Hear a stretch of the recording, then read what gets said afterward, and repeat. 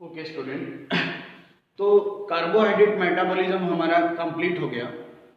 तो जब हम एम्फीबोलिक पाथवे स्टडी कर रहे थे तो आप में से कुछ बच्चों का रिक्वेस्ट था कि सर थोड़ा फैटी एसिड मेटाबॉलिज्म और अमाइनो एसिड मेटाबॉलिज्म के बारे में बताइए। तो उसी के रिगार्डिंग एक छोटा सा लेक्चर ले रहा हूँ, क्योंकि आपके सिलेबस में अब इतना डिटेल है नहीं, तो एक ब्रीफ आपको लेक्चर दे रहा हूँ जिससे आपको बेनिफिट होगा, राइट। तो सबसे पहले देखो फैटी एसिड मेटाबॉलिज्म,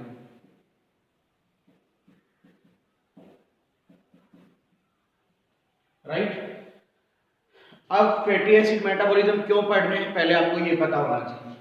तो जब फैट डाइजेस्ट होगा, तो फैट जब डाइजेस्ट होगा तो दो चीजें बनेगी, एक फैटी एसिड और एक ग्लिसरॉल। ये बात आपको पता है, फैट के डाइजेस्ट होने से फैटी एसिड बनेगा और ग्लिसरॉल बनेगा। अब इसमें दो चीजों का मेटाबॉलिज्म देखना पड़ेगा आपको, एक फैटी एसिड का मेटाबॉलिज्म और सेकंड ग्लिसरॉल का मेटाबॉलिज्म। तो अगर ग्लिसरॉल का मेटाबॉलिज्म है तो मैंने आपको बताया था कि ग्लिसरॉल, ठीक है, TGAL या DHAP बनाएगा, जो कि ग्लाइकोलाइसिस का पार्ट है, यानी वो ग्लाइकोलाइसिस में एंटर हो जाएगा ग्लिसरॉल। और PGAL से लेटर ऑन पायरुविक एसिड बन जाएगा, पायरुविक एसिड। पायरुविक एसिड आगे एसिटाइल को एंजाइम बना देगा, तो ये लिंक रिएक्शन हो गई है ना। और ये ग्लाइकोलाइसिस हो गया था इतना पार्ट, और एसिटाइल को एंजाइम आगे क्रेब्स साइकिल में एंटर होगा और CO2 प्लस H2O में ब्रेक हो जाएगा। Is it clear? यानी ग्लिसरॉल का मेटाबॉलिज्म अगर आप पढ़ रहे हैं तो ग्लिसरॉल पहले ग्लाइकोलाइसिस में एंटर होगा, PGAL बना के पायरुविक एसिड बनाएगा, फिर लिंक रिएक्शन करेगा और फिर एसिटाइल को एंजाइम आगे क्रेब्स साइकिल करेगा। ये तो ग्लिसरॉल का मेटाबॉलिज्म है, जो कि सिंपल है। अब बात करते हैं दूसरा मेटाबॉलिज्म किसका है, फैटी एसिड का। यानी फैट के डाइजेस्ट होने से दो रेस्पिरेटरी सबस्ट्रेट आपको मिलेंगे, एक फैटी एसिड और एक ग्लिसरॉल। तो ग्लिसरॉल का मेटाबॉलिज्म तो सिंपल है, बता दिया मैंने आपको, और इसके ऊपर कोई इतना कॉम्पिटिटिव क्वेश्चन भी नहीं आता। लेकिन फैटी एसिड मेटाबॉलिज्म को थोड़ा ध्यान से देखना, ये इंपॉर्टेंट है। अब फैटी एसिड क्या होते हैं बेटा, पहले तो आपको ये समझना है कि जो ये फैटी एसिड होती है ये लॉन्ग कार्बन चेन मॉलिक्यूल होते हैं। कार्बन चेन के मॉलिक्यूल होते हैं, इनमें कार्बन 16 हो सकता है, जैसे पामिटिक एसिड है ना, तो 14 कार्बन भी हो सकता है, 12 कार्बन भी हो सकता है, तो अलग अलग कार्बन चेन के ये मॉलिक्यूल होते हैं, राइट। जैसे इस तरह से ये fatty acid chain, carbon carbon, है ना, इस तरह से 1 2 3 4 5 6 7 8 9 10 11 12 13 14, है ना, इसी तरह 15 और 16। तो ये 16 कार्बन की चेन बनाई है जैसे। तो ये लॉन्ग चेन का मॉलिक्यूल है, इसको अपन फैटी एसिड बोलते हैं। Is that clear? अब ये जो फैटी एसिड है इसका हमें मेटाबॉलिज्म करना है। तो फैटी एसिड का मेटाबॉलिज्म जो होता है बेटा, उसके लिए आपको सिंपल तरीका बताता हूं। इसके स्टेप है, सबसे पहले बीटा ऑक्सीडेशन, ये पहला स्टेप क्या है, बीटा ऑक्सीडेशन। ये सबसे इंपॉर्टेंट चीज है बेटा फैटी एसिड मेटाबॉलिज्म के अंदर, बीटा ऑक्सीडेशन। थोड़ी कहानी बता देता हूं कि ये लॉन्ग चेन का ये सेल है, देखो ये सेल है और सेल में ये माइटोकॉन्ड्रिया है, और ये 16 कार्बन चेन का फैटी एसिड आया है, ये फैटी एसिड ये साइटोप्लाज्म के अंदर है। किसके अंदर है? साइटोप्लाज्म के अंदर, राइट। तो ये जो फैटी एसिड है अब ये माइटोकॉन्ड्रिया में अपना मेटाबॉलिज्म करने जा रहा है। तो माइटोकॉन्ड्रिया के आउटर मेम्ब्रेन तो परमिएबल है पूरी तरह से, माइटोकॉन्ड्रिया के आउटर मेम्ब्रेन किसी को नहीं रोकती, वो साइटोप्लाज्मिक सब्सटेंस के लिए परमिएबल है। तो माइटोकॉन्ड्रिया के आउटर मेम्ब्रेन तो इसको अलाउ कर देती है, यानी ये अंदर आ गया, लेकिन इसको अंदर मैट्रिक्स में जाना है, तो इनर मेम्ब्रेन इसको अलाउ नहीं करेगी, यानी इसको अलाउ कौन नहीं करेगी, इनर मेम्ब्रेन इसको अलाउ नहीं करेगी। कि भाई कहाँ जा रहे हो बताइए पहले। तो बोले अंदर जाना है मेटाबॉलिज्म कर होने के ब्रेक होने के लिए अंदर जाना। तो बोले भाई इतने बड़े मॉलिक्यूल को अलाउ नहीं किया जाता। तो बोले क्या करना पड़ेगा? बोले तुम ब्रेक होने आए हो, तुम्हें पहले ब्रेक होना पड़ेगा। तो बोले ब्रेक कैसे होना पड़ेगा? बोले तुम्हें इस तरह से ब्रेक होना पड़ेगा कि 2 कार्बन के मॉलिक्यूल में तुम ब्रेक हो जाओ। तो ये कितने कार्बन का है? 16 कार्बन का मॉलिक्यूल है और इनर मेम्ब्रेन माइटोकॉन्ड्रिया की इसे अंदर अलाउ नहीं कर रही है ना। तो अभी ये कहां पड़ा है? ये 16 कार्बन का, ये पेरी माइटोकॉन्ड्रियल स्पेस में पड़ा है, पेरी माइटोकॉन्ड्रियल स्पेस में पड़ा है, करेक्ट। तो अब इसको अंदर मैट्रिक्स में अगर जाना है तो इसको पहले ब्रेक होना पड़ेगा। तो ब्रेक कहां होगा? ये पेरी माइटोकॉन्ड्रियल स्पेस में ब्रेक होगा। यानी ये बीटा ऑक्सीडेशन की रिएक्शन अगर देखा जाए तो मोटे तौर पर पेरी माइटोकॉन्ड्रियल स्पेस में होगा, है ना। और ये क्यों हो रहा है? क्योंकि इनर मेम्ब्रेन इसको अलाउ नहीं कर रही है, अंदर नहीं जाने दे रही। तो पहले इसको 2-2 कार्बन के मॉलिक्यूल में ब्रेक होना पड़ेगा। कहानी समझ आ रही है आपको? ठीक है। तो अब ये फैटी एसिड की चेन जो है वो ब्रेक भी नहीं होगी क्योंकि ये इनएक्टिव है, एक्टिव नहीं है। तो सबसे पहला काम क्या होगा? अगर हमें कहानी को समझ गए ना कि इसको ब्रेक क्यों करना है, इसे माइटोकॉन्ड्रिया के अंदर मैट्रिक्स में ले जाने के लिए इसको ब्रेक होना पड़ेगा, इस इतनी लॉन्ग चेन को, क्योंकि इनर मेम्ब्रेन इसको अलाउ नहीं करेगी। तो ये ब्रेक होने का काम कहां होगा? पेरी माइटोकॉन्ड्रियल स्पेस में होगा।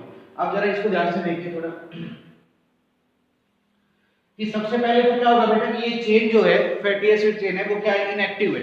तो इसके साथ हमें थायो को एंजाइम ग्रुप जोड़ना पड़ेगा। ये इसके एक्टिवेशन के लिए करना पड़ेगा, एक्टिवेशन ऑफ चेन, चेन को एक्टिव करने के लिए हमें ये ग्रुप जोड़ना पड़ेगा। तो अब ये जो चेन बनेगी ये बनेगी fatty acyl coenzyme, fatty acyl coenzyme, ये चेन बनेगी। इसके एक्टिवेशन के लिए हमें ये ग्रुप जोड़ना पड़ेगा। तो इसके लिए हमें यहां पर एटीपी खर्च करनी पड़ेगी। कितनी एटीपी खर्च करनी पड़ेगी? 2 एटीपी खर्च करनी पड़ेगी। तो ये ब्रेक नहीं होगा क्योंकि चेन क्या थी? इनएक्टिव। सबसे पहले इस चेन को क्या करना पड़ेगा? एक्टिव करना पड़ेगा, एक्टिव करना पड़ेगा सबसे पहले, और इसके लिए आपको 2 एटीपी लगानी भी पड़ेगी, करेक्ट। अब चेन एक्टिव हो गई। अब हमें इसका क्या करना है? इसको 2-2 कार्बन में ब्रेक करना है ना, तभी इनर मेम्ब्रेन इसको अलाउ करेगा। तो ये जो फैटी एसाइल जो चेन है हमारे पास, इसका हम बीटा ऑक्सीडेशन करने जा रहे हैं। तो इसका जब हम बीटा ऑक्सीडेशन करेंगे तो बीटा का मतलब समझिए आप कि पहला कार्बन क्या होता है? अल्फा, और दूसरा कार्बन क्या होता है? बीटा। तो इसको बीटा से ब्रेक करेंगे। चलिए इसको यहां से ब्रेक किया आपने, तो ये कितने कार्बन का प्रोडक्ट बन गया? 2 कार्बन। फिर देखो, फिर ये अल्फा ये बीटा, फिर ब्रेक करो 2 कार्बन, अल्फा बीटा, फिर ब्रेक करो 2 carbon, then alpha beta 2 carbon, alpha beta 2 carbon, है ना। इस तरह से ये 2-2 कार्बन में ब्रेक करना है आपको। Alpha beta 2 carbon, alpha beta 2 carbon, है ना। तो ये बीटा ऑक्सीडेशन है। बताइए समझ आ गया? तो beta oxidation peri mitochondrial space में हो रहा है। सबसे पहले चेन को एक्टिव करने के बाद बीटा कार्बन से इसको ब्रेक कर देंगे। अल्फा कार्बन पहला होता है, दूसरा कार्बन बीटा होता है। तो ये जो 2-2 कार्बन के प्रोडक्ट बन रहे हैं, क्या बन रहे हैं? एसिटाइल कोएंजाइम, है ना। ये 2-2 कार्बन के जो प्रोडक्ट है वो क्या बन रहे हैं? Acetyl coenzyme. तो अगर बीटा ऑक्सीडेशन होगा तो क्या बनेगा बेटा? एसिटाइल कोएंजाइम बनेगा, ये प्रोडक्ट बन रहा है। बात समझ आई? राइट। तो पहला काम क्या हुआ? चेन को एक्टिव किया, फिर बीटा ऑक्सीडेशन किया, ठीक है। अब ये जब 2-2 कार्बन का बन जाएगा तो कोई दिक्कत ही नहीं है। 2-2 कार्बन का बनेगा तो क्या बनेगा? एसिटाइल कोएंजाइम बनेगा, राइट। और साथ में हमें मिलेगा FADH2 और NADH2, ये हमें गेन हो जाएगा। एक FADH2 और एक NADH2, एक बीटा ऑक्सीडेशन से। कितने बीटा ऑक्सीडेशन से? एक। यानी अगर एक बीटा ऑक्सीडेशन किया तो आपको FADH2 भी मिलेगा और NADH2 भी मिलेगा, और ये 2 कार्बन का प्रोडक्ट क्या मिला आपको? Acetyl coenzyme. ये आपको ध्यान में रखना है। यानी अगर आपने एक बीटा ऑक्सीडेशन किया तो आपको एसिटाइल कोएंजाइम मिलेगा और प्लस FADH2 और NADH2 मिलेगा एनर्जी के तौर पर, करेक्ट। समझ आया आपको एकदम अच्छे से? अब देखो आप पूरी कहानी समझना ध्यान से। तो ये बताओ बीटा ऑक्सीडेशन समझ आ गया? क्या मतलब होता है बीटा ऑक्सीडेशन का? कि उसे बीटा कार्बन से ब्रेक है। तो एक बीटा ऑक्सीडेशन अगर आपने किया तो आपको क्या मिला? एक एसिटाइल कोएंजाइम प्लस FADH2 और NADH2, करेक्ट? अब ये जो FADH2 और NADH2 है ये जाएंगे इलेक्ट्रॉन ट्रांसपोर्ट सिस्टम में, ATS में, और वहां जाकर ये ATP बनाएंगे। तो टोटल कितनी ATP बन जाएगी? 5 ATP बन जाएगी। कैसे? FADH2 से 2 ATP बनेगा और NADH2 से 3 ATP बनेगी। तो टोटल कितनी ATP होगी? 5। यानी एक बीटा ऑक्सीडेशन होने पर एक एसिटाइल कोएंजाइम प्लस 5 ATP आपको मिल जाएगा। Is that clear? और इनको ATS में ले जाकर ये काम करवाना पड़ेगा। Is that clear? अब आगे समझो। अब आगे की कहानी देखो। अब जो ये एसिटाइल कोएंजाइम बना है, इसको ले एसिटाइल कोएंजाइम अब जाएगा अंदर मैट्रिक्स में, और मैट्रिक्स में क्या होने वाला है? क्रेब्स साइकिल, है ना? तो beta oxidation peri mitochondrial space में हुआ। अब ये एसिटाइल कोएंजाइम अलाउ हो जाएगा और ये मैट्रिक्स में चला जाएगा, वहां क्रेब्स साइकिल होगा। तो अब आपको पता है कि एक एसिटाइल कोएंजाइम आगे जाकर CO2 प्लस H2O बना देगा, राइट? यही होता है ना, क्रेब्स साइकिल में एसिटाइल कोएंजाइम टूट जाता है। एक क्रेब्स साइकिल आपको पता है आपको कितना ATP देगा? 12 ATP देगा। मानते हो ये बात? और एक क्रेब्स साइकिल करने के लिए आपके पास क्या होना चाहिए? एक एसिटाइल कोएंजाइम होना चाहिए। तो देखो फैटी एसिड पूरा ब्रेक हो गया ना। ये फैटी एसिड का पहले क्या करना पड़ा? बीटा ऑक्सीडेशन, फिर क्या करना पड़ा? क्रेब्स साइकिल, है ना? तो ये देखो ये पूरा आपका ब्रेक हो गया, CO2 प्लस वाटर, है ना? क्लियर? अब देखो एक बीटा ऑक्सीडेशन से कितनी ATP आएगी? 5, और एक क्रेब्स साइकिल से कितनी आएगी? 12। ये ध्यान रखिएगा आप, है ना? और एक क्रेब्स साइकिल करने के लिए एक एसिटाइल कोएंजाइम चाहिए, ठीक है? अब अपने, और हाँ, जो FADH2 और NADH2 मिलेगा इनको आपको ATS में ले जाना पड़ेगा, और ATS में जाकर इनसे आप ATP बनाएंगे, करेक्ट? अब आपको मैं इसका एक एनर्जी कैलकुलेशन का क्वेश्चन आता है, तो एनर्जी कैलकुलेशन इसका सिखा देता हूं। देखो आपके पास 16 कार्बन चेन का फैटी एसिड है और इसका आपको मेटाबॉलिज्म करना है। तो आपको इसका एनर्जी पूछा कि वो कितना एनर्जी आपको देगा, राइट? ये आपसे क्वेश्चन पूछा। तो देखो 16 कार्बन का है, तो सबसे पहले तो आप ये देखो कि दो चीजें तो करनी है हमें। एक तो क्या करना है? बीटा ऑक्सीडेशन करना है, और एक क्या करना है? क्रेब्स करना है। यही तो दो ही तो चीज करनी है। तो अब आप ये बताओ कि 16 कार्बन चेन को का अगर बीटा ऑक्सीडेशन कितनी बार आपको करना पड़ा, कितने टाइम इसको आपको तोड़ना पड़ा? तो देखो ये 16 कार्बन का है, ऐसे बना देता हूं,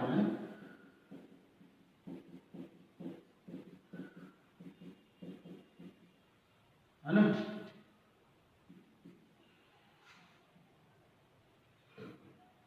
दो ऊपर बना देता हूं, ये 16 कार्बन की चेन, ठीक है? अब आप ये देखो कि आपको ब्रेक कितनी बार करना पड़ा। बीटा ऑक्सीडेशन का मतलब ब्रेक कितनी बार करना पड़ा? 1 2 3 4 5 6 7 टाइम। 1 2 3 4 5 6 7 टाइम आपको बीटा ऑक्सीडेशन करना पड़ा। कुछ बच्चे बोलेंगे 16 कार्बन का तो 8 बार। नहीं, ये तो ऑटोमेटिक ही अलग हो गया, इसको आपको ब्रेक नहीं करना पड़ा है। आप समझिए, आपको ब्रेक तो 7 टाइम करना पड़ा ना। ये तो दो तो ऑटोमेटिक पीछे बच गए, ये आपने ब्रेक थोड़ी किए हैं, ये तो लास्ट के दो बचेंगे आपके पास। तो बीटा ऑक्सीडेशन कितनी बार करना पड़ा आपको? 7 टाइम, ठीक है? अब क्रेब्स साइकिल के लिए आपको ये बताना कि आपको एसिटाइल कोएंजाइम कितने मिले। बीटा ऑक्सीडेशन 7 टाइम किया है, प्लस एसिटाइल कोएंजाइम कितने मिले। अब एसिटाइल कोएंजाइम देखो कितने मिले, 1 2 3 4 5 6 7, ये भी तो मिलेगा। तो एसिटाइल कोएंजाइम भी तो मिलेगा। तो तो एसिटाइल कोएंजाइम आपको मिले 8। ध्यान रखिएगा, ब्रेक एक 7 टाइम करना पड़ा, यानी बीटा ऑक्सीडेशन 7 टाइम करना पड़ा, लेकिन एसिटाइल कोएंजाइम तो 8 मिले ना आपको, मॉलिक्यूल तो 8 मिले ना आपको। Is that clear? ये कहानी समझ आनी चाहिए आपको। तो अब क्रेब्स साइकिल भी कितने, 8 एसिटाइल कोएंजाइम है, तो क्रेब्स साइकिल भी कितने बार होगा, 8 टाइम, यानी ये भी 8 टाइम क्रेब्स साइकिल चलेगा। Is that clear? क्योंकि एक क्रेब्स साइकिल के लिए एक बार एसिटाइल कोएंजाइम होता है। अब इस हिसाब से समझिए आप कि अगर बीटा ऑक्सीडेशन 7 टाइम हुआ है तो एक बीटा ऑक्सीडेशन से 5 एटीपी मिलती है, तो 7 बीटा ऑक्सीडेशन अगर आपने किए हैं तो आपको इंटू 5 बराबर कितनी एटीपी मिल गई भाई, 35 एटीपी आपको मिल गई। बात क्लियर हुई? और क्रेब्स साइकिल आपको कितनी बार करना पड़ा, 8 बार, क्योंकि एसिटाइल कोएंजाइम कितने थे, 8। तो 8 एसिटाइल कोएंजाइम अगर क्रेब्स साइकिल में जाएंगे तो आपको एक क्रेब्स साइकिल 12 एटीपी देता है, तो ये 96 एटीपी आपके पास यहां से है ना। एक क्रेब्स साइकिल 12 एटीपी देता है, बताया ना अभी, तो 96 ही आ गए। तो अब इन दोनों से आपके पास एनर्जी कितनी आ गई भाई, 96 क्रेब्स साइकिल की प्लस 35 बीटा ऑक्सीडेशन की इज इक्वल टू 131, राइट। तो टोटल एटीपी कितना मिल गया आपको, 131। लेकिन याद करो कि जो भी फैटी एसिड चेन होती है उसको सबसे पहले एक्टिव करने के लिए 2 एटीपी यूज हो जाती है, तो इसमें से 131 माइनस 2 एटीपी जो यूज हुई थी तो वो करेंगे तो लास्ट में आपको 129 एटीपी का नेट गेन होगा। ये 2 माइनस करनी है आपको, याद है ना, ये माइनस क्यों करनी है 2 एटीपी, क्योंकि सबसे पहले फैटी एसिड चेन को एक्टिव करने के लिए हमें 2 एटीपी यूज करनी पड़ी थी, समझ गए ना बात। तो ये 2 ही है जो माइनस आपको हर बार करनी है। Is that clear? तो नेट गेन कितना हो गया, 129 का हो गया, ठीक है। तो ये आपको इस तरह से ध्यान रखना है। तो एनर्जी का पूरा समझ आया आपको? चलो एक क्वेश्चन करा देते हैं, उसके बाद में आगे, ठीक है। चलो अपने एक क्वेश्चन, ये 14 कार्बन चेन का फैटी एसिड है, तो आपको इसकी एनर्जी डिटेल बतानी है, इसका पूरा एनर्जी डिटेल बताना है, ठीक है। तो वही बात है, सबसे पहले बीटा ऑक्सीडेशन देखो, तो 14 कार्बन चेन है तो बीटा ऑक्सीडेशन कितना बार करना पड़ेगा, 6 टाइम, क्योंकि आखिरी 2 कार्बन तो बच ही जाएंगे ना, तो 6 टाइम बीटा ऑक्सीडेशन आपको करना पड़ेगा। और क्रेब्स साइकिल तो 14 कार्बन है तो आपको एसिटाइल कोएंजाइम कितने मिलेंगे, 7 मिलेंगे, है ना। तो बीटा ऑक्सीडेशन की एटीपी देख लो, 6 इंटू 5, एक बीटा ऑक्सीडेशन 5 एटीपी देता है, तो 6 इंटू 5 30 एटीपी हो गया, और ये 7 इंटू 12 तो ये कितना हो गया, 14 84 एटीपी, है ना। तो टोटल जोड़ दो दोनों को, 84 प्लस 30 कितना हो गया भाई, 114, ठीक है। माइनस 2 एटीपी आपको वो शुरू में जो चेन को एक्टिव करने के लिए लगा माइनस करनी है, तो फिर आपके पास 112 एटीपी का नेट गेन है, ठीक है ना। इस तरह से आपको ये कैलकुलेशन निकालनी है। ध्यान रखना बीटा ऑक्सीडेशन एक कम ही होगा एसिटाइल कोएंजाइम से, समझ गए ना ये बात, क्योंकि आखिरी 2 कार्बन आप ब्रेक नहीं कर रहे हैं, वो तो ऑटोमेटिक ही 2 बच रहे हैं। Is it clear? तो ये आपका बीटा ऑक्सीडेशन, ठीक है। यहां पर एक चीज मैं थोड़ा सा बताना चाहूंगा आपको, ठीक है, वो भी बड़ा इंपॉर्टेंट है कि अगर बॉडी में फैट मेटाबॉलिज्म हो रहा है,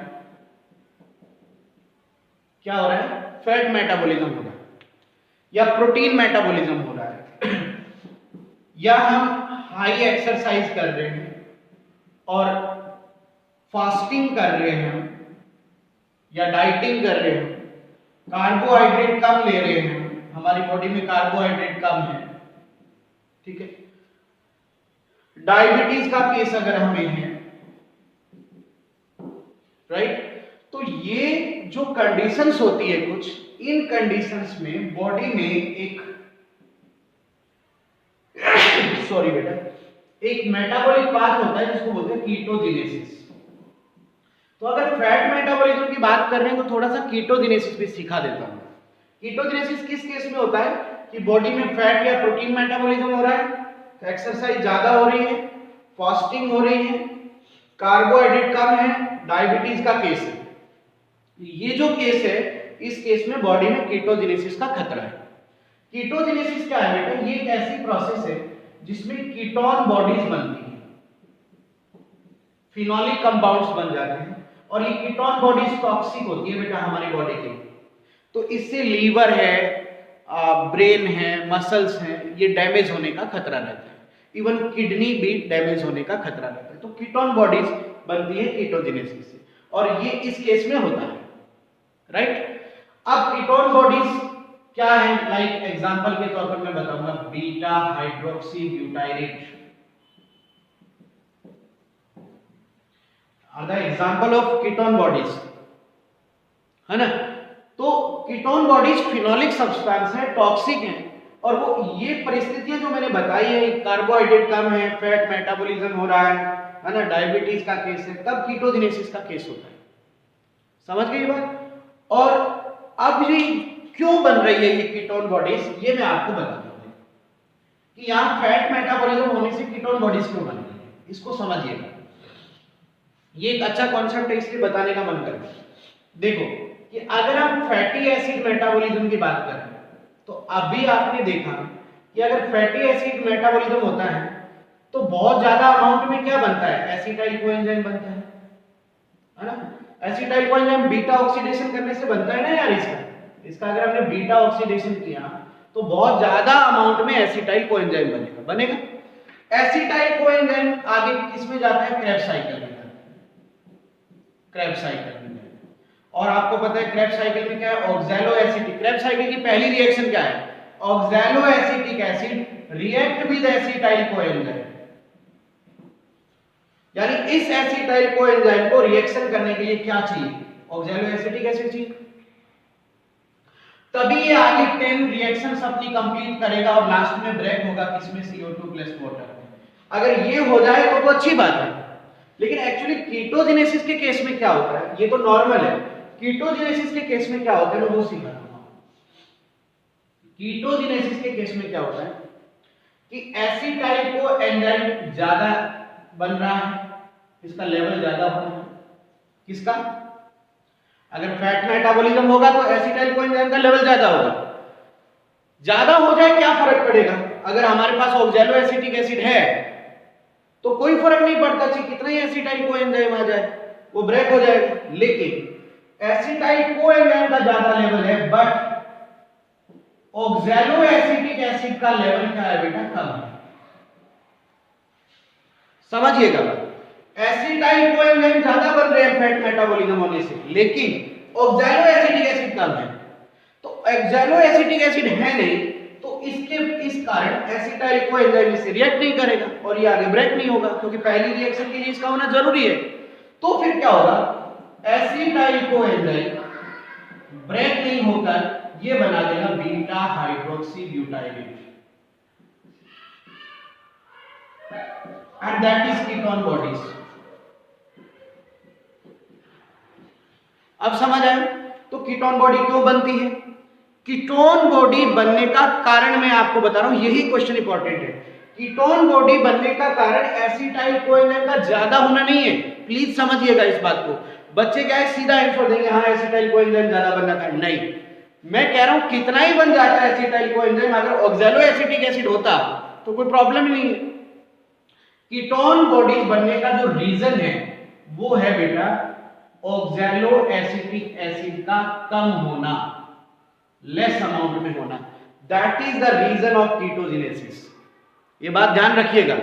अब ऑक्सैलो एसिटिक एसिड कम क्यों हो गया? अब आपका ये सवाल है बेटा, जब बॉडी में फैटी एसिड मेटाबॉलिज्म हो रहा है, इसका मतलब बॉडी में कार्बोहाइड्रेट कम है, तो ऑक्सैलो एसिटिक एसिड क्या होता है? यूज हो गया है किसमें? ग्लूकोज फॉर्मेशन में, ये ग्लूकोज बना रहा होता है। जब बॉडी कीटोजेनेसिस कर रही है तो क्यों कीटोजेनेसिस हो रहा है? क्योंकि कार्बोहाइड्रेट कम है, सीधी सी बात है। तो ऑक्सैलो एसिटिक एसिड ग्लूकोज बनाने में, ग्लूकोनियोजेनेसिस में यूज हो रहा है। तो इसके लिए अवेलेबल नहीं है अब, है ना। तो ऑक्सैलो एसिटिक एसिड कम हो गया ना इसके लिए, एसिटाइल कोएंजाइम के लिए, तभी तो कीटोन बॉडी बन रही है। तो कीटोन बॉडी बनने का बहुत बड़ा रीजन क्या है? ऑक्सैलो एसिटिक एसिड का लेस अमाउंट में होना। ऑक्सैलो एसिटिक एसिड का लेस अमाउंट में होना, ये बहुत ज्यादा, ये मेन कारण है, इसको आप समझिए। और ऑक्सैलो एसिटिक एसिड कम क्यों हो रहा है? क्योंकि इस समय बॉडी के अंदर फैट मेटाबॉलिज्म चल रहा है, तो इसका मतलब बॉडी में ग्लूकोज अवेलेबल नहीं है, तो ऑक्सैलो एसिटिक एसिड उस समय ग्लूकोज फॉर्मेशन में लगा हुआ है, राइट। ये बात ध्यान रखिए। अब बेटा इसमें मैं ये, अब आप कहोगे सर फिर ये तो बॉडी के लिए बहुत टॉक्सिक बात हो गई है। मैंने कहा बिल्कुल हो गई है। तो ऐसा नहीं है, बॉडी अपने आप को प्रोटेक्ट भी करती है, जैसे कीटोजिनोलाइसिस। कीटोजिनोलाइसिस भी एक प्रक्रिया है जिसमें क्या होता है, कीटोन बॉडीज को ब्रेक किया जाता है, इनका लाइसिस किया जाता है, और ये काम कौन करता है? किडनी करता है।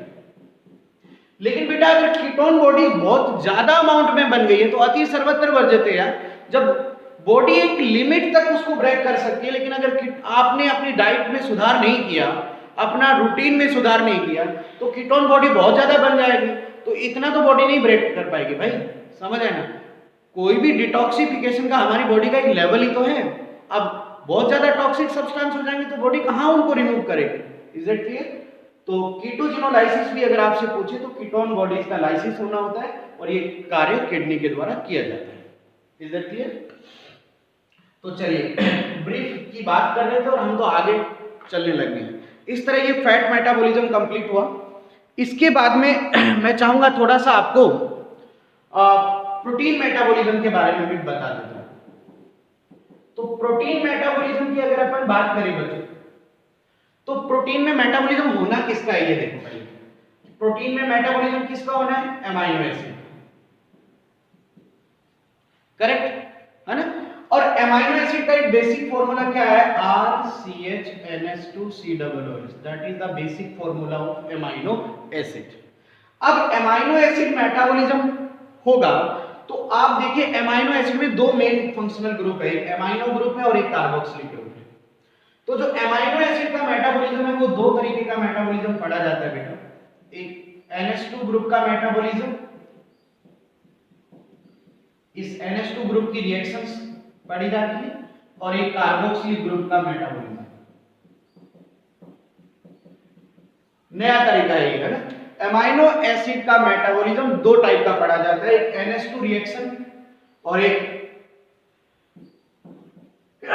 सॉरी बेटा एक COOH रिएक्शन, है ना। तो दो तरह का मेटाबॉलिज्म इसमें पढ़ा जाता है, राइट, अमाइनो एसिड के मेटाबॉलिज्म में। तो आइए थोड़ा सा और ब्रीफ कर देते हैं आपको इसके बारे में। अब जो NH2 ग्रुप का मेटाबॉलिज्म है वो दो तरह का होता है बेटा, एक होता है ऑक्सीडेटिव डीएमिनेशन और एक होता है बेटा ट्रांसएमिनेशन। ठीक है, इनका मैं आपको थोड़ा बस ब्रीफ बता देता हूं, इतने में आप क्वेश्चन कर जाओगे, है ना। मेन ये क्योंकि अब इस सिलेबस में इतना है नहीं आपके, ठीक है। अब सबसे पहले देखो ऑक्सीडेटिव डीएमिनेशन। ऑक्सीडेटिव डीएमिनेशन क्या होता है इसको आप समझिएगा। इसमें आपको क्या करना है बेटा कि जैसे अमाइनो एसिड है कोई भी, ग्लूटामिक एसिड, ये क्या मान लिया हमने? Amino acid, glutamic acid. Is it clear? अब ग्लूटामिक एसिड वाटर की प्रेजेंस में रिएक्शन कर रहा है, और कोई भी अमाइनो एसिड है उसमें NH2 ग्रुप तो है, आपको पता है ना ये चीज, है ना। तो ये जो ग्लूटामिक एसिड है, अब ये क्या है इधर देखिए, डीएमिनेशन, मतलब इसमें से हमें अमाइनो ग्रुप को निकालना है। तो जब ग्लूटामिक एसिड से अमाइनो ग्रुप अमोनिया की फॉर्म में निकालते हैं, किसकी फॉर्म में निकालते हैं? अमोनिया की फॉर्म में, तो रिजल्टिंग स्ट्रक्चर जो है वो बनेगी अल्फा कीटोग्लूटारिक एसिड।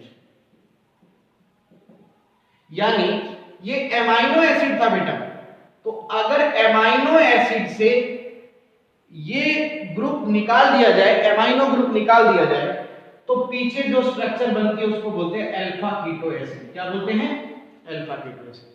डीएमिनेशन मतलब अमोनिया निकालना है आप ये, और इस रिएक्शन में आपको NADH2 भी मिलेगा एनर्जी के लिए। वंस अगेन समझिए, डीएमिनेशन का मतलब क्या है कि एमाइनो एसिड से एमाइनो ग्रुप निकालना है, डीएमिनेशन निकालना है, और ये किस फॉर्म में निकलेगा? अमोनिया के फॉर्म में। तो जब किसी एमाइनो एसिड से इमिनो ग्रुप निकल जाता है तो पीछे जो स्ट्रक्चर बचेगी वो क्या होगी? Alpha keto acid. Is that clear? That is oxidative deamination. समझ आया? अब देखो यहां पर जो इंपॉर्टेंट क्वेश्चन है कि जब भी डीएमिनेशन होता है तो डीएमिनेशन होने से अमोनिया बनती है, और अमोनिया हमारी बॉडी के लिए क्या होती है? टॉक्सिक होती है, ये जानते हैं। तो यहां पर जो इंपॉर्टेंट क्वेश्चन है कि अमोनिया को कन्वर्ट किया जाता है यूरिया में, इस साइकिल को कहते हैं ऑर्निथिन साइकिल, और ये कार्य लीवर करता है। कौन करता है? लीवर। तो डीएमिनेशन हमारी बॉडी में होगा तो अमोनिया बनेगी, अमोनिया बॉडी के लिए टॉक्सिक है, इसलिए लीवर उसको अमोनिया को किस में कन्वर्ट करेगा? यूरिया में, है ना। हमारी बॉडी में अमोनिया बनती है लेकिन लीवर उसको यूरिया में कन्वर्ट कर देता है, और इस साइकिल का नाम क्या है? Ornithine cycle. और ये कार्य कौन करता है? लीवर करता है। ये सबसे बेहतरीन क्वेश्चन है, बस ये ध्यान रखिएगा। Is that clear? और डीएमिनेशन का मतलब समझ गए कि एमाइनो एसिड से एमाइनो ग्रुप निकाल देने के बाद क्या बचेगा? Alpha keto acid. Is that clear? तो ये तो हुआ बेटा डीएमिनेशन। अब आपको सिखाते हैं ट्रांसएमिनेशन, और इसमें यूरिया बनाने के लिए ऑर्निथिन साइकिल करना पड़ेगा। अब ट्रांसएमिनेशन क्या चीज है? ट्रांसएमिनेशन डीएमिनेशन नहीं है, डीएमिनेशन में अमोनिया ग्रुप आप निकालते थे, ट्रांसएमिनेशन है, इसमें आप एमाइनो ग्रुप को ट्रांसफर करेंगे, है ना। लेकिन इसका एक बेहतरीन क्वेश्चन पहले बता दूं, ट्रांसएमिनेशन से हमारी बॉडी में सी स्केलेटन बनेगा। सी स्केलेटन का मतलब कार्बन स्केलेटन बनेगा। कार्बन स्केलेटन बॉडी में कौन बनाता है? Transamination process. अब ये क्या चीज है? देखो, ट्रांसएमिनेशन से क्या होता है, अगर हमारी बॉडी में एक एमाइनो एसिड है तो इस एक एमाइनो एसिड से अदर एमाइनो एसिड का सिंथेसिस होगा, यानी बॉडी अपने लिए सारे एमाइनो एसिड किस प्रोसेस से बनाती है? ट्रांसएमिनेशन से बनाती है, राइट। तो बॉडी में जो एमाइनो एसिड का सिंथेसिस होता है वो किस प्रोसेस से होता है? ट्रांसएमिनेशन से। और एमाइनो एसिड को ही क्या कहा जाता है बच्चों? सी स्केलेटन। क्लियर हुआ, है ना। प्रोटीन्स आर बिल्डिंग ब्लॉकर यार, carbon skeleton. Is that clear? तो ट्रांसएमिनेशन का सबसे मेन यूज क्या है कि एक एमाइनो एसिड से बाकी सारे एमाइनो एसिड बनाए जाते हैं। Is that clear? हाँ, इसमें आपको यह भी ध्यान रखना है कि NH3 का फॉर्मेशन नहीं होगा, नो फॉर्मेशन, इसका फॉर्मेशन नहीं होगा, है ना, क्योंकि आप अमोनिया नहीं निकाल रहे हैं इसमें, ये बात ध्यान रखें। ठीक है, चलिए क्या है ट्रांसएमिनेशन थोड़ा बताते हैं। जैसे कि आपको इसे बेसिक समझना है, हमारे पास क्या है? Amino acid. बेसिक समझिएगा, एमाइनो एसिड और एक अपन लेते हैं अल्फा कीटो एसिड। ठीक है, तो एमाइनो एसिड अपना NH2 यानी एमाइनो ग्रुप डोनेट करेगा किसको? Alpha keto acid. तो अल्फा की इससे एमाइनो एसिड से क्या निकला? Amino group. तो ये एमाइनो एसिड कन्वर्ट किसमें हो गया? अल्फा कीटो एसिड में। और अल्फा कीटो एसिड ने रिसीव कर लिया एमाइनो ग्रुप, तो अल्फा कीटो एसिड किसमें कन्वर्ट हो गया? Amino acid. समझे आप? एमाइनो एसिड कन्वर्ट हो जाता है अल्फा कीटो एसिड में अपना NH2 डोनेट करने के बाद, और alpha keto acid NH2 receive करने के बाद क्या हो जाता है? एमाइनो एसिड बन जाता है। तो ये एमाइनो ग्रुप का क्या हो रहा है? ट्रांसफर हो रहा है, यानी ट्रांसएमिनेशन हो रहा है। एमाइनो एसिड डोनेट कर रहा है, अल्फा कीटो एसिड ले रहा है। तो एमाइनो एसिड डोनेट करने के बाद किसमें कन्वर्ट हो गया? अल्फा कीटो एसिड में। और अल्फा कीटो एसिड NH2 लेने के बाद किसमें आ गया? एमाइनो एसिड में। आप इसको ऐसे समझिए। देखिए, अपने एक एग्जांपल लेते हैं, एलानी, ठीक है, correct, plus alpha keto glutaric acid. ये देखिए, ये एमाइनो एसिड है, ये एमाइनो एसिड है, और ये अल्फा कीटो एसिड। अब हुआ क्या? इसने एमाइनो ग्रुप डोनेट किया है इसको,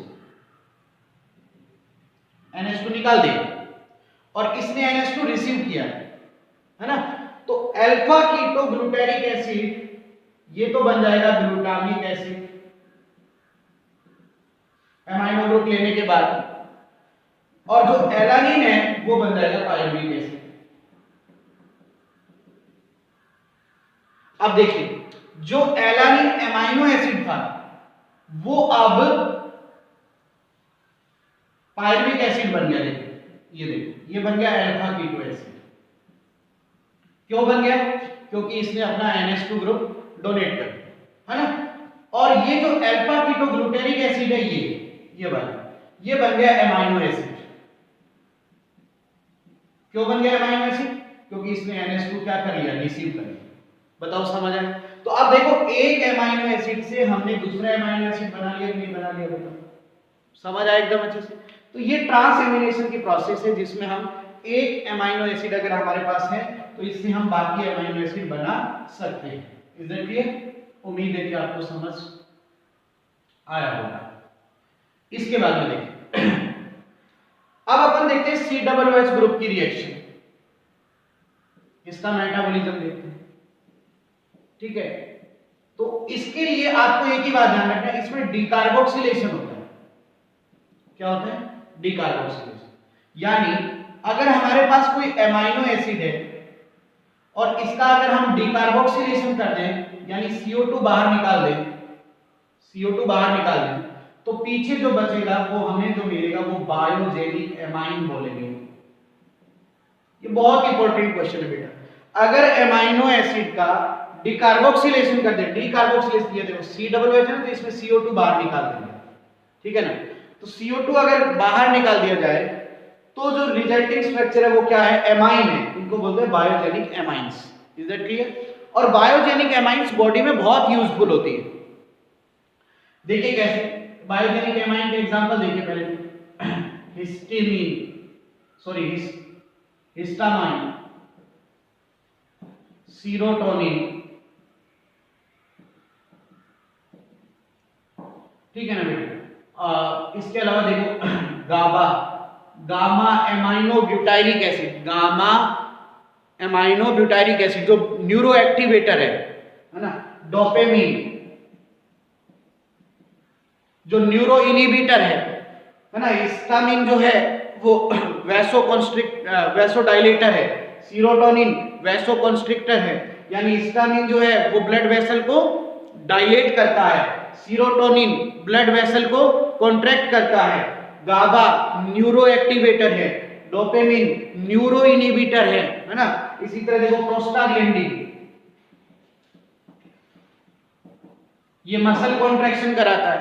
सो ऑल आर बायोजेनिक एमाइन जो हमारी बॉडी के लिए बहुत यूजफुल है। और एक बार मेडिकल एग्जाम में क्वेश्चन पूछा था कि बायोजेनिक एमाइन किससे बनते हैं? वो एमाइनो एसिड का डीकार्बोक्सिलेशन करने से बनते हैं। और एक क्वेश्चन ऐसा भी पूछा जा सकता है कि बायोजेनिक एमाइंस के एग्जांपल, तो histamine, serotonin, GABA, dopamine, prostaglandin are the examples of biogenic amine.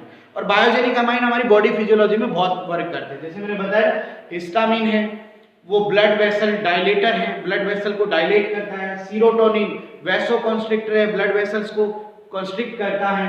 Gauba neuro activator है, gamma amino butyric acid. Dopamine neuro inhibitor है। प्रोस्टाग्लैंडिन मसल कॉन्ट्रैक्शन कराता है। So all are the biogenic amines. Is that clear? तो ये बेटा एक basic मैंने lecture दिया फैट और प्रोटीन मेटाबॉलिज्म पर, इससे आप क्वेश्चन कर जाएंगे। Is that clear? So thank you very much.